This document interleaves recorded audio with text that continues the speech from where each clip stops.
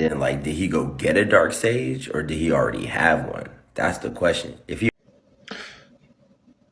So, for context, he's talking about the point in the original anime where Joey uses Time Wizard and it ages Dark Magician and he becomes Dark Sage. For those of you that aren't aware, that's a thing you can actually do in the card game. There's a card called Dark Sage that has a summoning condition where if you resolve Time Wizard correctly while you control a Dark Magician, you can tribute the Dark Magician and summon the Dark Sage from your deck.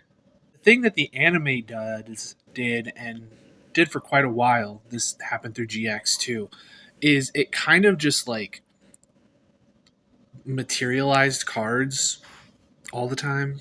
Like there were times where Jaden would fuse two monsters together and it seems like the fusion monster would just materialize. This is because at the time the fusion deck was infinite. In the case of Dark Sage isn't really a card in Yugi's deck. It's just sort of like Dark Magician taking on a new form.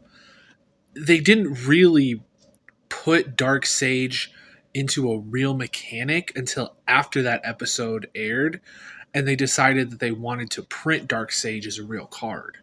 There's a lot of weird stuff like this where things happen in the anime and then they try to like print them as cards. Another really good example of this is the way that in Duelist Kingdom there were a lot of areas that they dueled that gave certain monsters boosts. What they eventually did with that was created field spells. You know, when they dueled in the mountainous area in Duelist Kingdom, what they were really doing was playing with Mountain Active. In addition to just having these weird eccentricities like that where cards just kind of appear out of nowhere, there's also a lot of times in the anime where cards just don't do what they're supposed to do.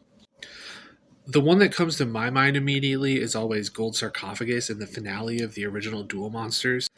The actual effect of Gold Sarcophagus is that you banish a card for 2 turns. The effect that they do in that episode is Yugi picks a card and puts it in the sarcophagus, and then once Pharaoh activates the card that he chose without showing it, then like something happens. I can't remember exactly what. But basically, like to answer the original question, Dark Sage isn't in Yugi's deck. It's more so just like an aged up version of Dark Magician. In the same way that like Thousand Dragon isn't really in Joey's deck. You get me?